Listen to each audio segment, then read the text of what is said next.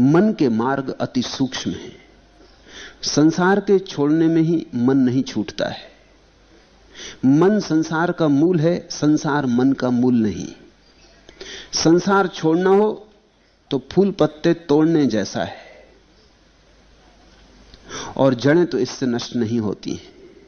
हां, जड़ें उखाड़ फेंक देने पर निश्चय ही संसार वृक्ष अपने आप सूख जाता है।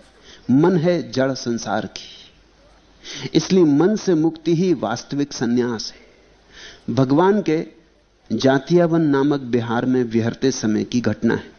कुछ भिक्षु भिक्षा पात्रों को सुंदर बनाने या वस्त्रों पर नाना बेल बूटे निकालने या नाना प्रकार की पादुकाएं रचने, उन पर पच्चीकारी करने या इसी तरह के कामों में संलग्न रहते थे।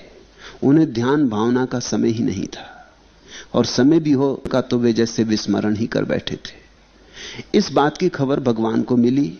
उन्होंने उन भिक्षुओं को खूब डांटा।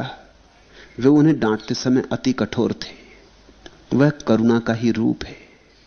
गुरु का प्रयोजन ही यही है कि वह चेताए, फिर चेताए और फिर चेताए। उन्होंने उन भिक्षुओं से कहा, किस लिए आए हो और क्या कर रहे हो? आए थे हरि भजन को, औंटन लगे कपास। क्या इसीलिए भिक्षु जीवन स्वीकार किया था? सुंदर पादुकाएं बनाने के लिए, वस्त्रों पर बेलबूटे काटने के लिए? फिर संसार में ही क्या बुराई थी? मन के जाल को समझो भिक्षुओं, मन के सूक्ष्म खेल समझो भिक्षुओं। एक पल को भी लक्ष्य को विस्मृत मत करो। सोते जागते उठते बैठते होश रखो भिक्षुओं, तो ही समय पाकर अनुकूल ऋतु में निर्वाण की फसल काट सकोगे। ध्यान नहीं बोया तो निर्वाण की फसल भी हाथ लगने वाली नहीं है। फिर पछताओगे, और फिर पछताए होत का जब चिड़िया चुग गई खेत।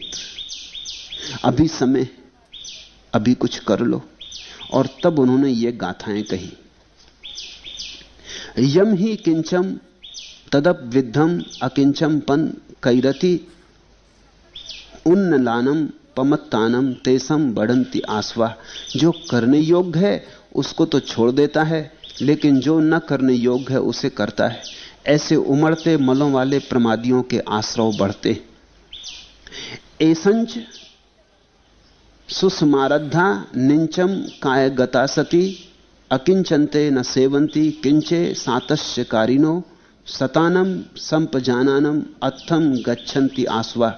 जिन्हें नित्य कायगता स्मृति करते और कर्तव्य से कभी नहीं चूकते हैं, उन स्मृतिवान और संप्रज्ञावान पुरुषों के आश्रव अस्त हो जाते। ऐसा निरंतर होता है। तुम बाहर के रूप तो बदल लेते हो, लेकिन भीतर की वृत्ति नहीं बदलती। बाहर के ढंग बदलना तो बहुत आसान है, असली बात तो भीतर के ढंग बदलने की। इसका यह भी अर्थ नहीं कि बाहर के ढंग मत बदलो। बाहर के ढंग इसलिए बदलो ताकि भीतर के ढंग बदलने में सहारा मिले। लेकिन भूल के भी यह मत समझना कि बाहर का ढंग बदल लिया तो भीतर के ढंग अपने आप बदल गए। अब कोई भिक्षु होंगे, संन्यास्त हो गए। जब संन्यास्त न हुए होंगे तो सुंदर वस्त्र पहनते होंगे, पोशाक पहनते होंगे, कीमती जूते पहनते होंगे, रास्तों पर अकड़ के चलते होंगे, इत्र खुशबुआं अपने वस्त्रों पर छिड़कते होंगे। पैदा होती कि कोई मुझे मोहक जाने, कोई मुझ में आकर्षित हो, कोई मुझ में आसक्त हो, कोई मुझे पाने योग्य चाहने योग्य माने। तो इसका अर्थ साफ है कि तुम किसी को पाने में लगे हो, तुम किसी को अपने में उलझाने में लगे हो। संसार में तो ठीक है कि तुम बन संवर के निकलते हो रास्ते पर, लेकिन भिक्षु बन संवर के निकले तो फिर बात गलत हो गई। बात इसलिए गलत हो गई कि भिक्षु होने का अर्थ ही यही था कि अब मुझे और आसक्ति के जाल नहीं फैलाने, बहुत हो चुका। मैंने देख लिया कि आसक्ति से सिवाय दुख के कुछ भी नहीं मिलता है। तो अब मुझ में कोई आसक्त हो इसका मैं कोई योजना ना करूंगा। मुझे लोग देखें इसकी चेष्टा ना करूंगा। मैं ऐसे निकल जाऊंगा जैसे निकला ही नहीं। कोई मुझे देखे ना, कोई मुझ में उत्सुक ना हो, मैं चुपचाप ऐसे निकल जाऊंगा जैसे था ही नहीं। ऐसे चुपचाप जीने जो लगता है वही सन्यासी है। दूसरा मुझे पकड़े, दूसरा मुझे समझे मूल्यवान, दूसरा मुझ में उत्सुक हो, दूसरा मुझसे सम्मोहित हो, इसके पीछे वासना ही छिपी ताकि मैं दूसरे का भोग कर सकूं। लोग बड़ी उल्टी वासनाओं से भरे। स्त्रियां घर में बैठी रहती हैं, भूत प्रेत बनी, घर से बाहर जाती हैं, खूब सच समझ जाती, फिर जवान हो जाती।